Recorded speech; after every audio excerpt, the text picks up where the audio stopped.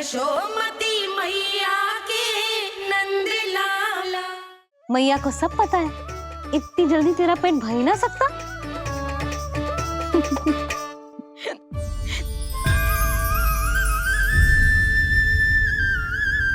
ये क्या है लल्ला? ये क्या था तेरे मुंह में, दिखा। ओहो, मैं तो भूल ही गया था कि मेरे भीतर ही तो सारी सृष्टि समाई हुई है। मैया ने उसकी झलक देख ली, अब क्या होगा? क्या हुआ यशोदा? सुनो जी, हमारे लल्ला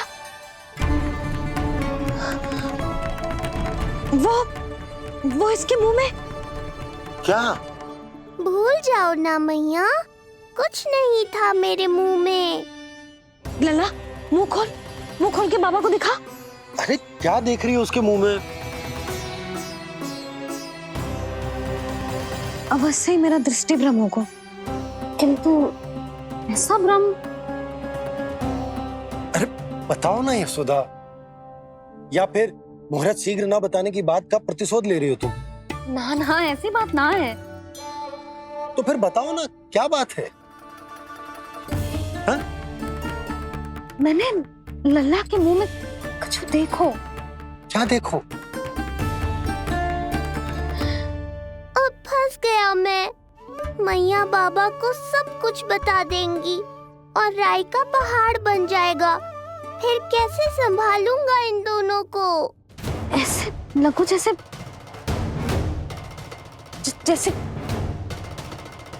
पूरा का पूरा ब्रह्मांड। ब्रह्मांड लल्ला के मुंह में। अच्छा, तुम मेरा मुंह देखो। हाँ।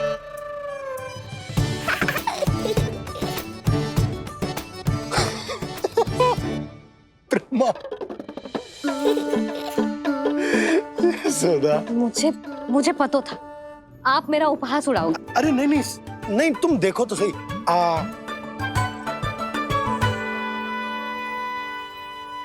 ब्रह्मांड ना सही, गोकुल तो दिखना चाहिए। अरे गोकुल को राजा हूं मैं, है कि ना? है? देखो, अरे देखो। धन्यवाद बाबा, आपने इस बात को गंभीरता से नहीं लिया, इसलिए अब मैया भी नहीं लेंगी। आज तो बचा लिया आपने। आज के बाद ना आपको कुछ बताऊंगी ही ना। आप जाओ, नामकरण उत्सव की तैयारी करो। और हाँ, इस बार भी उत्सव छोटा ही करना है, जो तो मत ही बोलना आप। हाँ। अब इसे कैसे समझाऊं कि हम कोई भी उत्सव बड़ा ना कर सकते? व्यर्थ ही कंस की दृष्टि पड़ जाएगी हम पर।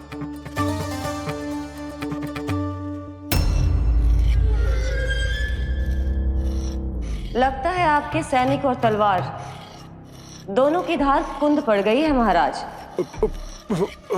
महाराज, मुझे भय था कि कहीं ऋषि गर्ग मुझे श्राप ना दे दे।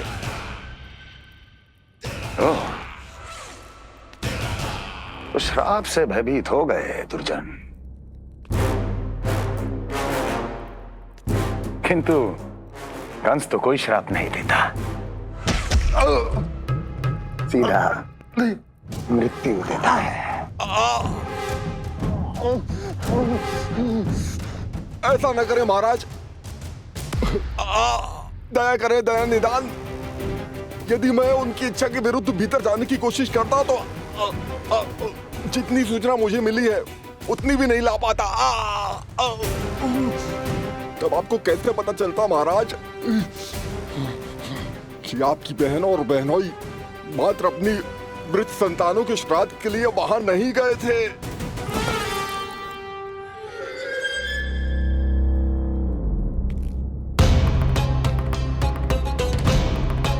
आगे बोलो।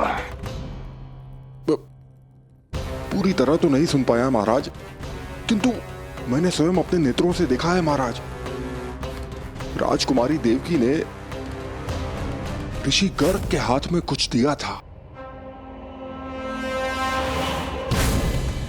ये सत्य है महाराज, और ऋषि गर्ग ने उन दोनों को वचन भी दिया था। सही समय की प्रतीक्षा कीजिए राजन, आपके दोनों कार्य पूर्ण होंगे। महाराज, मैं आपका सबसे विश्वसनीय सेवक हूं। आपके हर आदेश का पालन करना मेरा अधिकार है और मैंने अपने अधिकारों का पालन किया भी है महाराज।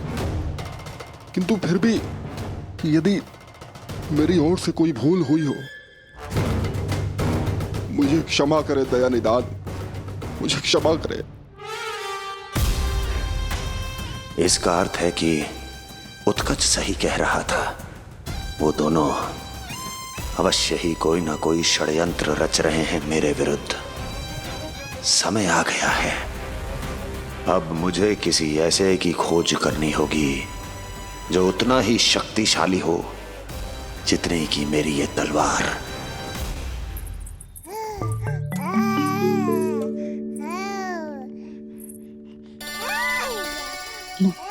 अभी से पुकारने लगो जी, अभी तो आई हो रसोई में।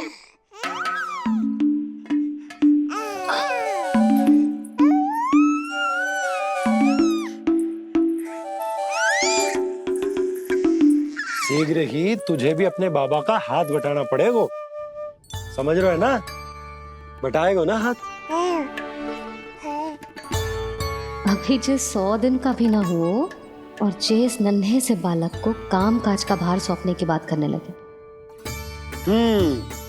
काम का नाम सुनते ही मुख से स्वर ना निकल रहे तेरे। अभी तो बड़ा ऊ कर रहा था। बता, हाथ बटाएगो कि ना? अरे बता ना।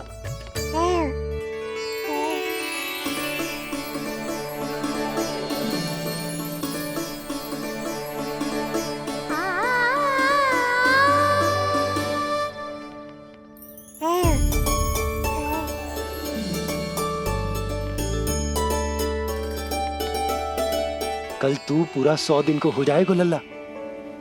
पंडित जी आएंगे, तुझे नया नाम मिलेगा। देखो तो मन में तो इनके भी कितना उत्साह भरो है, बस दृष्टि में मैं ही आती हूँ। और कल तुझे वो नाम मिलेगा लल्ला जिससे पूरा संसार तुझे पहचानेगा।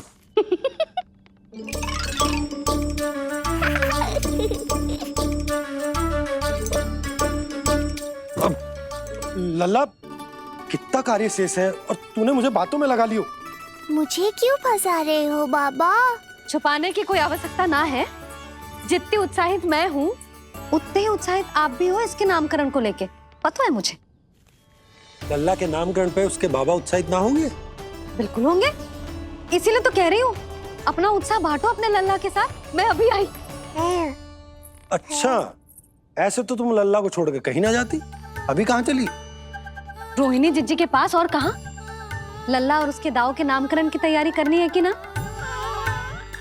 कितने लोगों को आमंत्रित करना है, कितने प्रकार की मिठाइयां बनानी है, ढोल वाले को कितने बजे का समय देना है, ये सब सुनिश्चित करना है ना, ताकि जे उत्सव गोकुल का सबसे बड़ा उत्सव हो। अरे सूची देनी है जिज्जी को।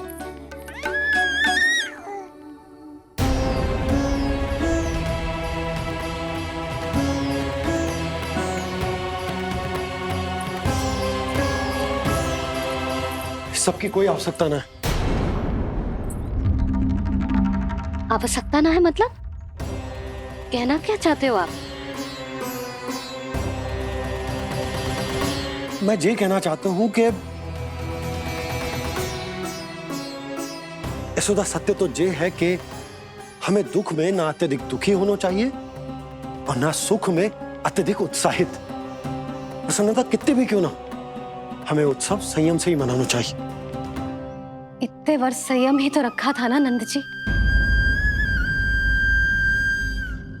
ये समय संयम का ना आनंद से बावले हो जाने का है।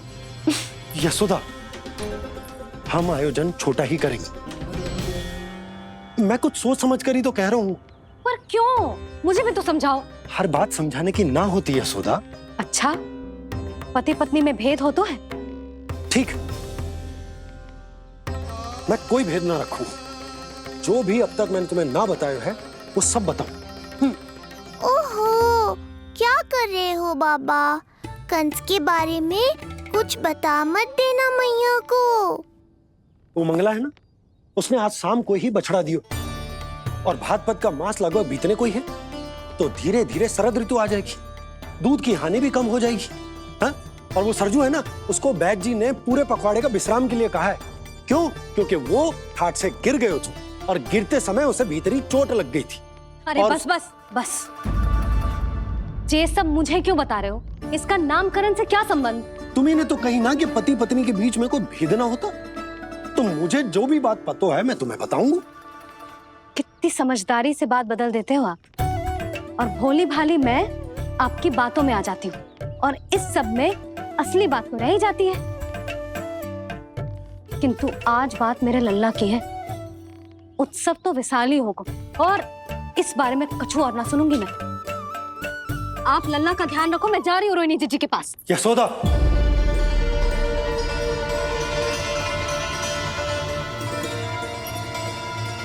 बात केवल सुनने की ना होती, उसे समझना भी पड़ता है।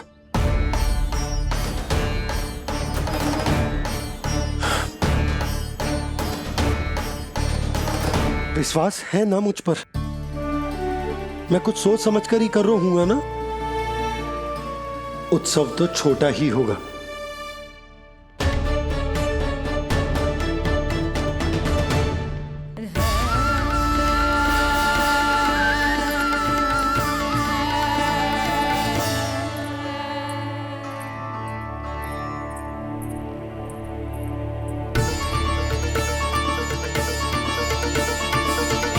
क्षमा करना लल्ला, तेरी मैया को डांटना पड़ गया। आपको मेरी सुरक्षा की चिंता है बाबा, समझता हूँ मैं, इसलिए आपने ये निर्णय लिया है। समझ में नहीं आता, कब कौन सा निर्णय क्यों लेते हैं आप? यदि कंस को समझना इतना आसान होता तो कंस नहीं होता। ये नया सिंहासन उसके लिए है जो मेरा विश्वास पात्र बनेगा। मेरे दाहिने हाथ की तरह मेरे मन के सबसे निकट होगा वो। मंत्री परिषद में विशेष स्थान की प्राप्ति होगी। मेरे बाद पूरे राज्य के लिए उसी का वचन होगा। शासन। किंतु ये अधिकार केवल उसे प्राप्त होगा जो मेरी परीक्षा में उत्तीर्ण होगा, मेरा सबसे महत्वपूर्ण कार्य करेगा वो। इसलिए जाओ,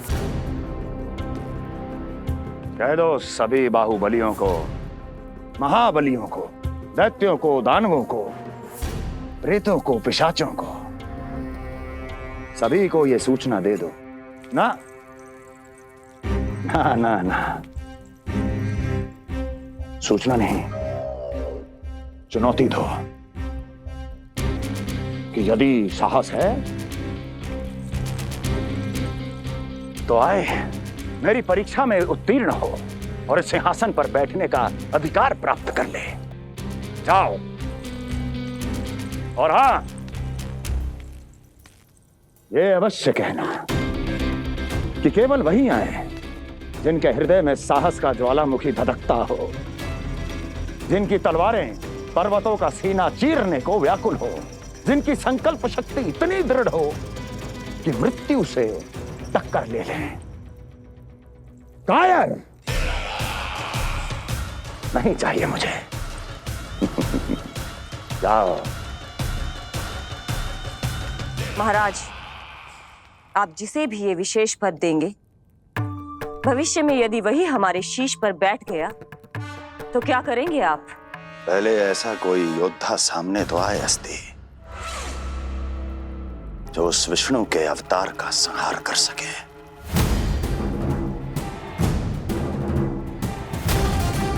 और जहां तक प्रश्न है हमारे शीश पर बैठने का, तो स्मरण रखो अस्ति, कंस को अच्छी तरह आता है ऐसे दुस्साहसियों को बीच दरबार में खड़ा करके अपनी उंगलियों के संकेत पर नृत्य करवाना। ता दीर्घ ता। और अपना कार्य सिद्ध होने के बाद उनके तन से उनके शीश को उतारना। कंस को भली भांति आता है।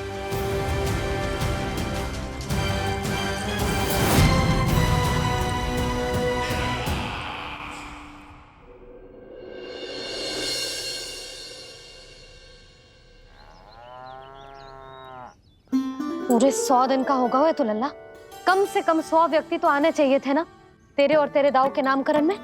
हाँ, अब तुम मुस्कुरा क्या रहो है? तू ही बता, जे भवन देख के लग रहा है कि यहाँ कोई उत्सव है?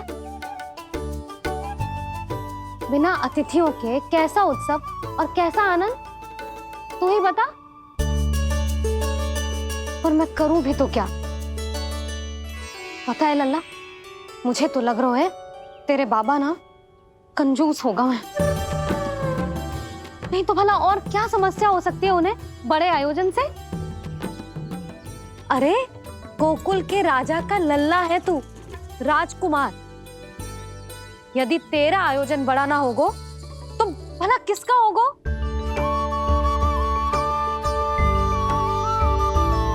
मेरी भूल है, मैं भोली हूं, इसीलिए व्यर्थ में तेरे बाबा की बातों में आ गई। मैं भोली हूं ना, व्यर्थ में उनका कहा मान गई। किंतु अब ना मैं कोई मांग रखूंगी, ना मैं उनसे बात करूंगी। और कहे देती हूँ लल्ला, सावधान जो इस बार तू बीच में आया तो। हाँ नहीं तो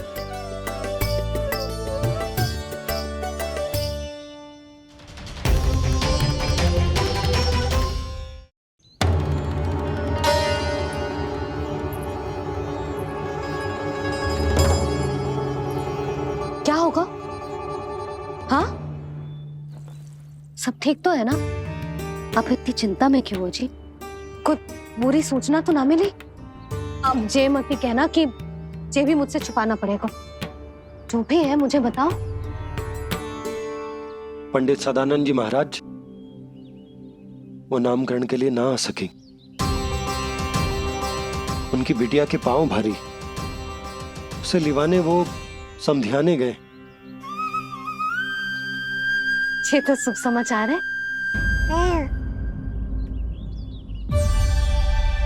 किंतु मेरे लल्ला का नामकरण अब वो सही मुहूर्त पे कैसे होगा? वही तो समझ ना आ रहा। ऐसे मन छोटा करने की आवश्यकता नहीं है मैया बाबा। आप दोनों तो स्वागत की तैयारी करो, आ रहे हैं वो।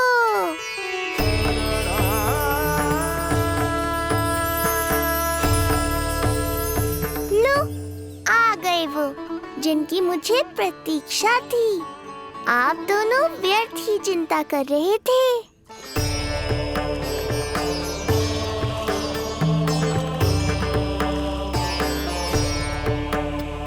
अब कौन करेगा मेरे लल्ला का नामकरण?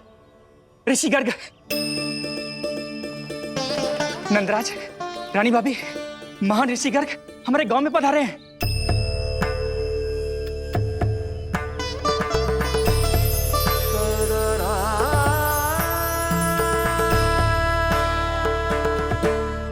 ऋषि गर्ग गोकुल में? हाँ नंदराज, और कह रहे थे उन्हें यादव राज वासुदेव जी ने भेजो है रानी जी के पास। अरे तो तुम लोग खड़े खड़े क्या देख रहे हो? जाओ उनके सत्कार की तैयारी करो।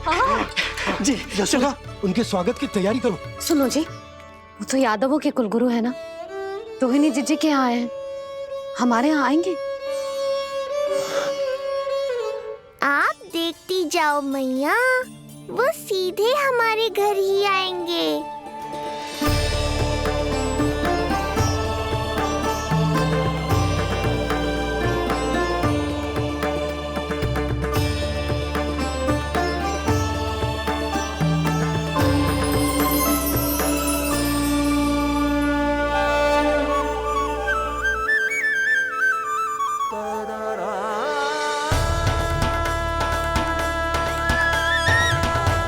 ये क्या हो रहा है मुझे? मैं उस भवन की ओर क्यों बढ़ा जा रहा हूँ? क्योंकि आपके यहाँ आने से ही मेरी मैया बाबा की चिंता समाप्त होगी ऋषिवर। ये बात तो मैं न जानता, परंतु मुझे जाकर उनको स्वागत करना चाहिए।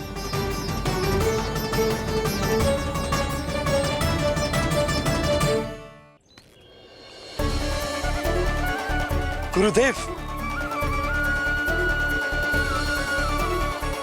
कल्याण हो। भगवान श्री नारायण के महान भक्त आज हमारे गांव में पधारे। हमारा जीवन सफल है गयो आज। वो भवन आपका है नंदराज? आपके शुभ चरण पड़ेंगे तो हमारा जय भवन पवित्र हो जाएगा। इतने बड़ी ऋषि अगर हमारे घर पधारेंगे तो हमारे तो भाग्य ही संवर जाएंगे। मैया आपके दर्शन को तरस रही है ऋषिवर। संकोच मत कीजिए, अब आप ही जाइए। पधारिए गुरुदेव। न जाने क्यों मेरे पांव अपने आप ही आपकी भवन की तरफ जाने को व्याकुल है नंदराज। पधारिए गुरुदेव, आइए।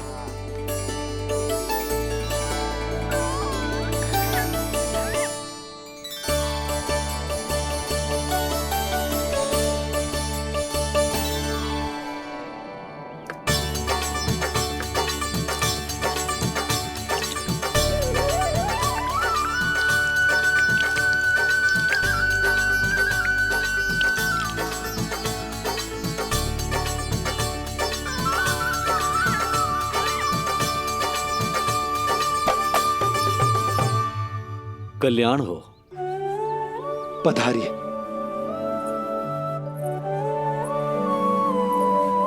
आया तो था मैं रानी रोहिणी के भवन में, पर पता नहीं कैसे यहाँ खींचा चला आया। विराजिए गुरुदेव। महाराज, आप इसे भी रोहिणी जिज्जी का ही घर समझिए। मैं अब भी बुलाकर लाती हूँ। महाराज, ये हमारा सौभाग्य है कि आपने यहाँ आना स्वीकार किया। कहिए, क्या सेवा करूं मैं आपकी? मुझे आपके भाई वासुदेव ने भेजा है नंदराज।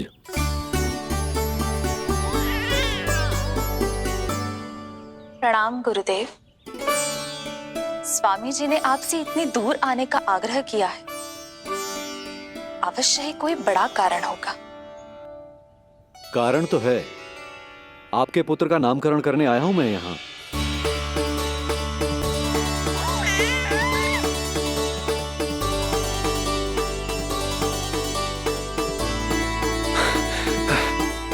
ऋषिवर, तब तो आप अत्यंत ही शुभ दिन पधारे।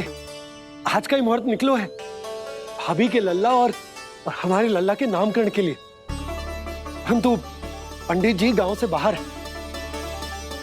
इसीलिए आप। अब तो आप यहाँ आ गए हो, आप हमारे भी लल्ला का नामकरण कर दो ना। पुत्री, ये क्या कह रही हो तुम?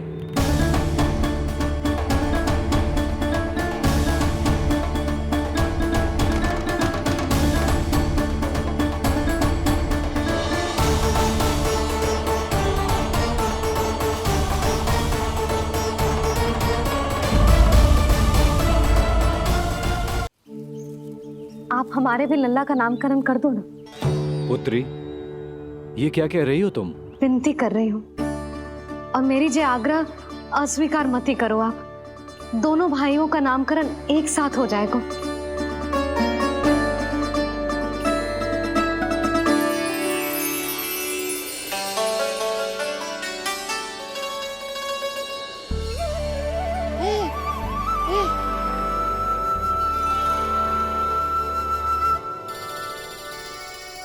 कितने प्यारे और निर्दोष बालक हैं।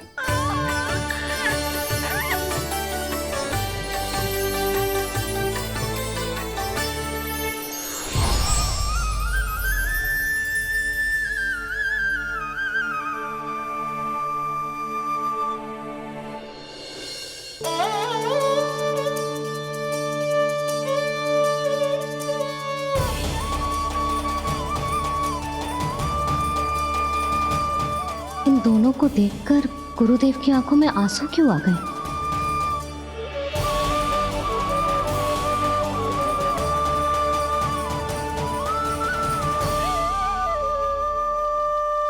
ये क्या कर रहे हैं ऋषिवर? संभालिए अपने आप को, नहीं तो मेरा रहस्य खुल जाएगा आज। अरे ऋषिवर, हाथ मत जोड़िए।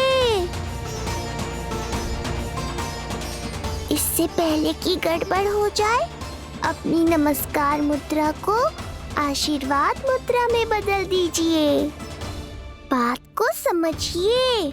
मैंने ये अवतार मैया और लल्ला के अद्भुत संबंध का अनुभव करने के लिए लिया है, पर आपकी भावुकता के कारण यदि मैया को मेरा सत्य पता चल गया तो ये संबंध ही बदल जाएगा।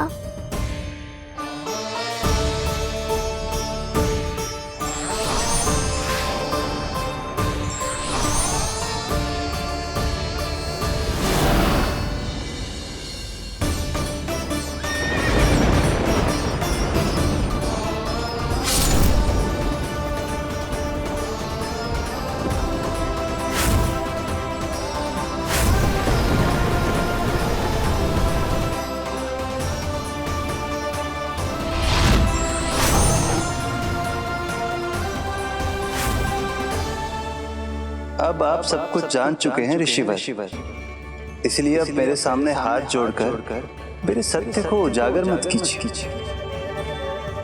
अपने शिष्य वसुदेव के पुत्र के रूप में मुझे आशीर्वाद दीजिए।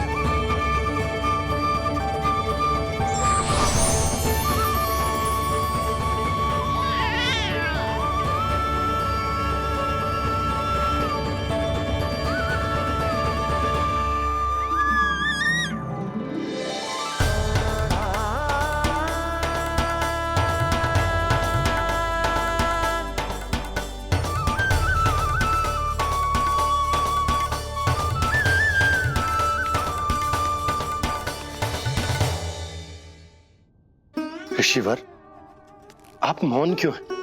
और आपकी आंखों में आंसू? सब कुछ ठीक है ना?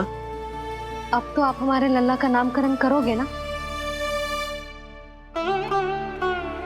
इन दोनों का नामकरण करना मेरा सौभाग्य होगा पुत्री।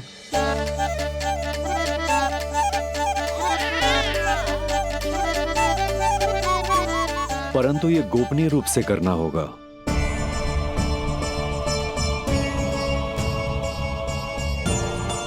अवश्य ही स्वामी का आग्रह होगा,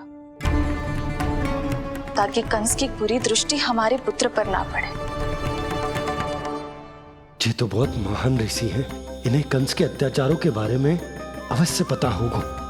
अपनी संतान का नामकरण संस्कार करना एक मां के लिए उत्सव से कम नहीं होता है, पर यह छुपकर करना होगा। आप दोनों को स्वीकार तो है ना? जैसी आपकी आज्ञा गुरुदेव। स्वीकार है गुरुदेव। तो फिर कहाँ करना है हमें नामकरण का प्रबंध? गुरुदेव, मंदिर सही रहेगा? उससे पवित्र स्थान तो हो ही नहीं सकता है। ऋषिवर, आप तनिक विश्राम कीजिए, हम लोग प्रबंध करते हैं। मैं कुछ समय इन बालकों के साथ व्यतीत करना चाहूंगा। ये तो इनका सौभाग्य होगा। हमें आज्ञा दीजिए।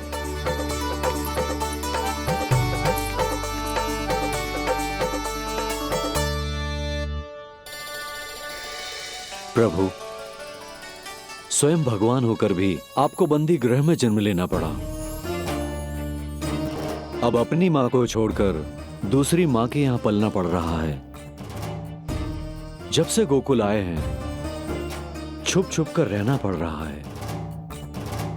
इतनी नन्ही सी अवस्था में दुष्ट कंस के कितने ही आक्रमणों का सामना कर चुके हैं आप।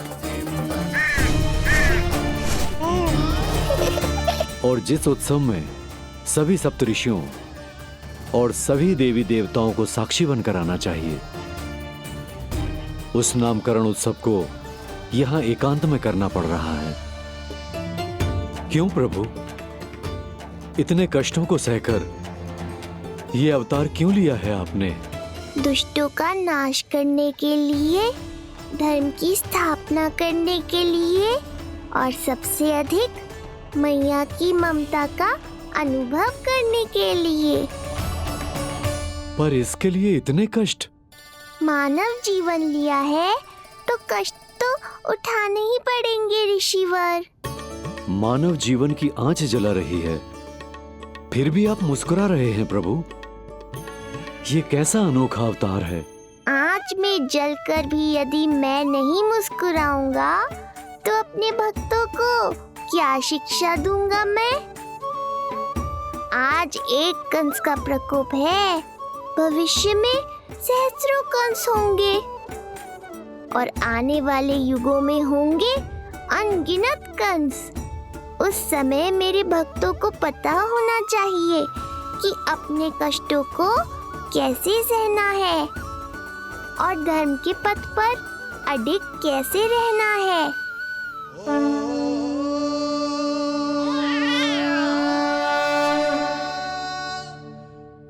आप धन्य हैं प्रभु। देखा अस्ति, जब सिंह दहाड़ता है तो वन के सभी जीव जंतु इकट्ठे हो ही जाते हैं। वो सब जो मेरा विश्वास पात्र होने का अधिकार और ये सिंहासन पाना चाहते हैं, सामने आए। बुद्धि के बिना बल अपंग होता है महाराज, और मेरे पास बुद्धि और बल दोनों हैं। आप केवल आदेश दीजिए किसका संहार करना है।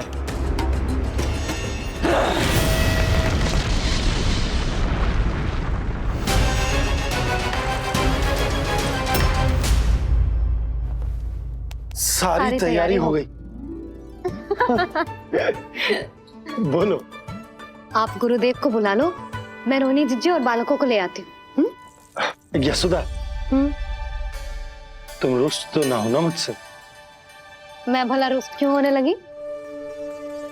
नहीं, तुम जो उत्सव बड़े धूमधाम से करना चाहती थी और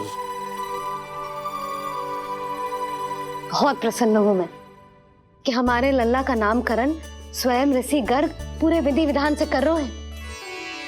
मैं समझ गई, उत्सव बड़ा हो या ना हो, प्रसन्नता बड़ी होनी चाहिए। अरे मैं तो इतनी उत्साहित हूँ कि दोनों भाइयों का नामकरण आज के शुभ मुहूर्त पे हो रहा है। तो इससे पहले जो बीत जाए, जाओ। आप भी बुला लो।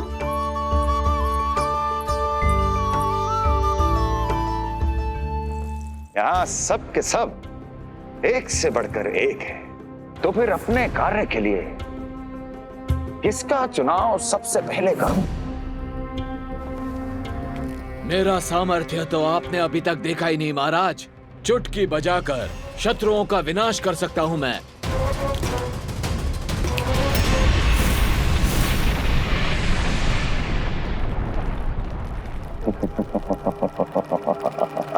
वाह!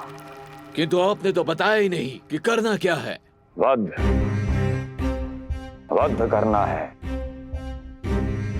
एक नवजात बालक का वध।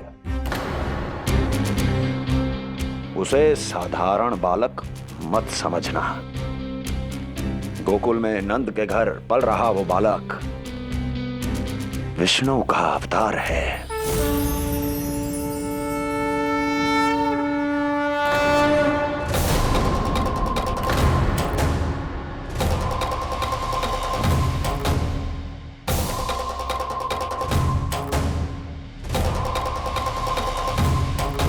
क्या हुआ? इतना सन्नाटा क्यों छा गया? क्षमा कीजिए महाराज, पर मैं नन्हे बालकों के साथ हिंसा नहीं करता। विष्णु अवतार बड़ा छलिया है महाराज, मैं उसका मुख भी नहीं देखना चाहता।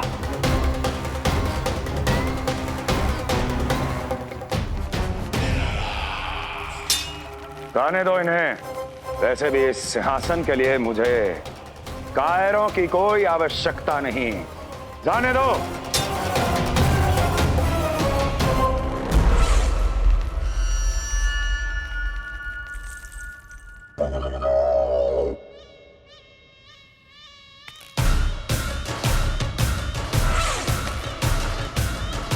दुर्जन, क्या कहा था मैंने कहा था केवल वही आए जिनके हृदय में साहस का ज्वालामुखी धधकता हो, जिनकी तलवारें पर्वतों का सीना चीरने के लिए व्याकुल हो, जिनकी संकल्प शक्ति इतनी दृढ़ हो कि वो मृत्यु से टक्कर ले जाए। वही होगा इस सिंहासन का असली अधिकारी। महाराज,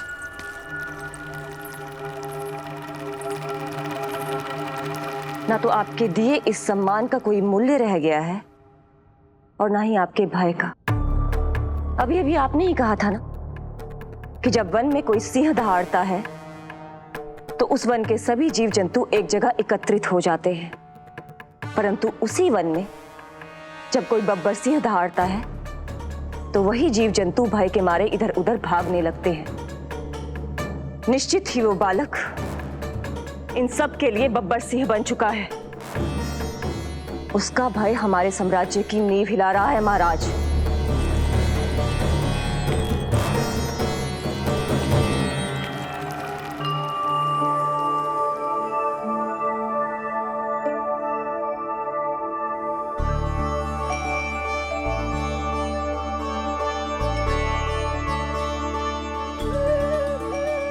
हे नारायण, मेरा मार्गदर्शन कीजिए। हे मां सरस्वती, मुझे आशीर्वाद दीजिए ताकि मैं दोनों बालकों के लिए सर्वोत्तम नामों का चुनाव कर पाऊं।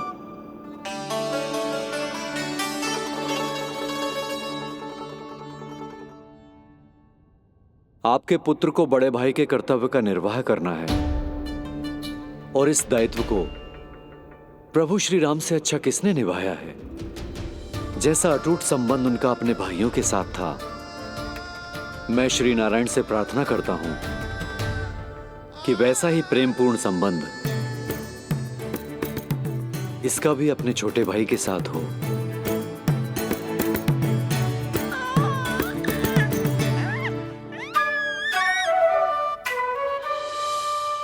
इसीलिए इसका नाम राम हो, इसीलिए इसका नाम राम, इसीलिए इसका नाम राम।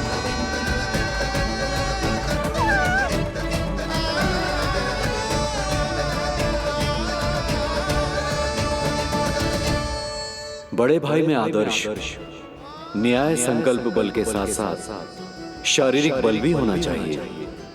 मैं देख पा रहा हूं ये बालक इन सब बलों के लिए जाना जाएगा। इसलिए जो नाम इसके व्यक्तित्व के लिए सबसे उचित है वो है बलराम, बलराम, बलराम।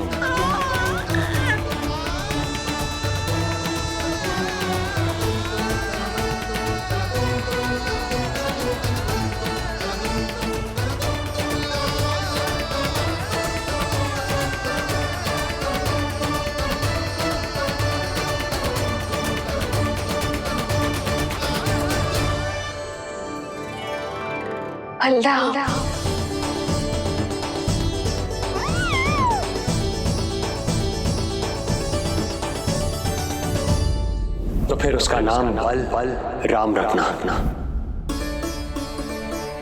कैसा अद्भुत संयोग है रिसीवर। जब इसके जन्म की सूचना देने मैं वसुदेव भैया के पास मथुरा गया था तब उन्होंने भी यही नाम रखा था, बलराम। ये संयोग नहीं, नारायण की इच्छा है नंदराज। बलराम से अधिक उपयुक्त नाम इस बलराम के लिए कुछ और हो ही नहीं सकता है। पर मैं तो दाऊ कहकर ही बुलाऊंगा इन्हें, बलदाऊ।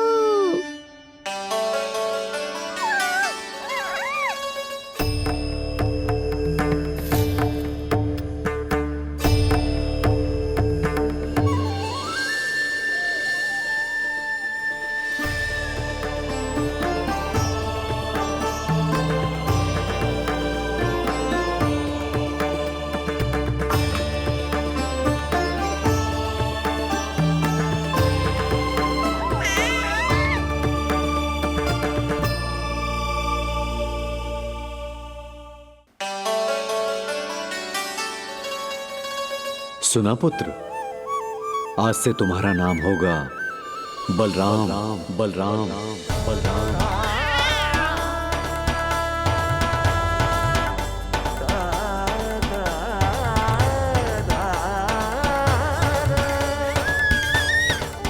गुरुदेव, कितना अद्भुत नाम दिया है आपने इसे। अब मेरे लल्ला को भी ऐसा ही कोई उत्तम सा नाम दे दो।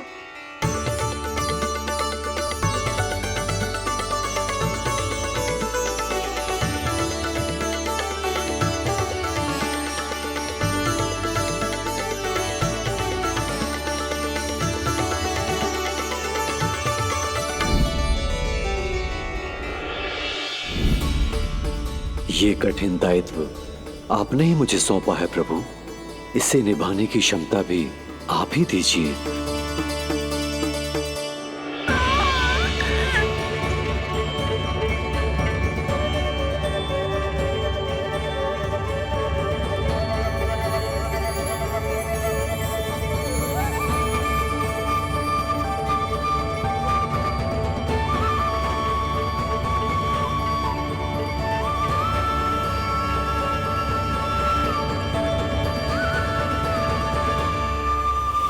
कृष्ण कृष्ण कृष्ण कृष्ण कृष्ण कृष्ण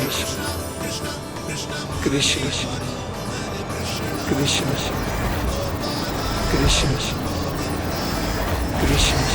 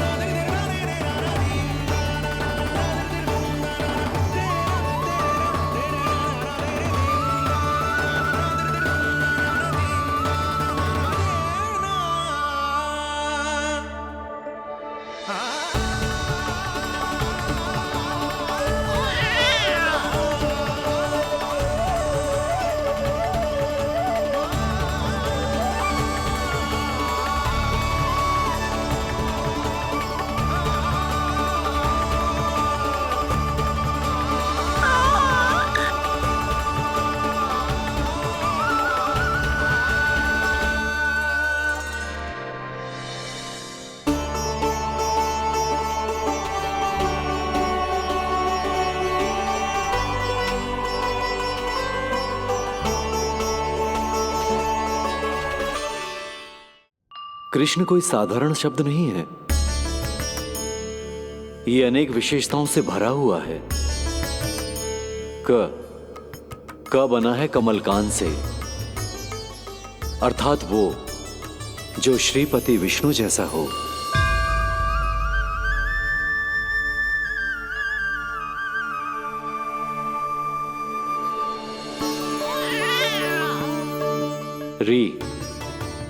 री की उत्पत्ति हुई है श्री राम से, अर्थात वो जो सबके हृदय में बस जाए। ऐश्वर्य के स्वामी विष्णु के लिए, अर्थात वो जो समृद्धि लेकर आए।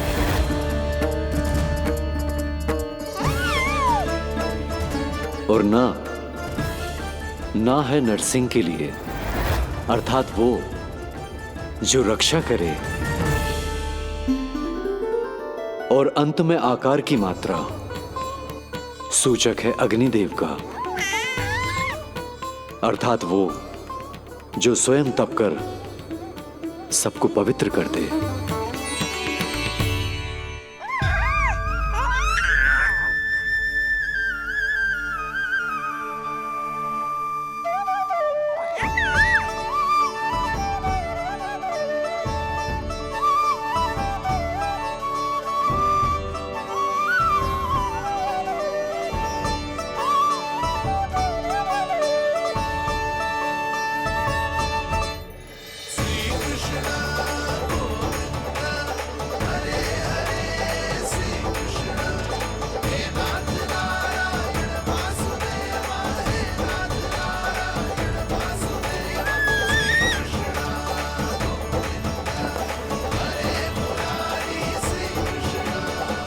आज से तुम्हें सारा संसार जिस नाम से पहचानेगा वो नाम है कृष्ण। वो नाम है कृष्ण। वो नाम है कृष्ण। वो नाम है कृष्ण। कृष्ण कृष्ण कृष्ण कृष्ण कृष्ण कृष्ण कृष्ण कृष्ण कृष्ण कृष्ण कृष्ण कृष्ण कृष्ण।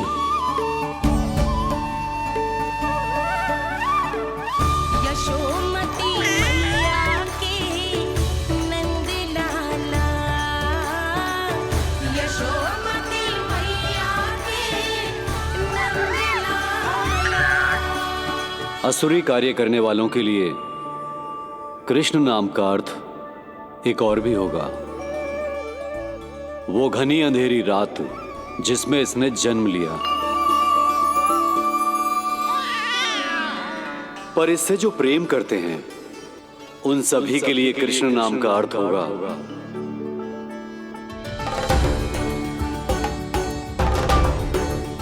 अतुलनीय सुंदरता और अथाह प्रेम।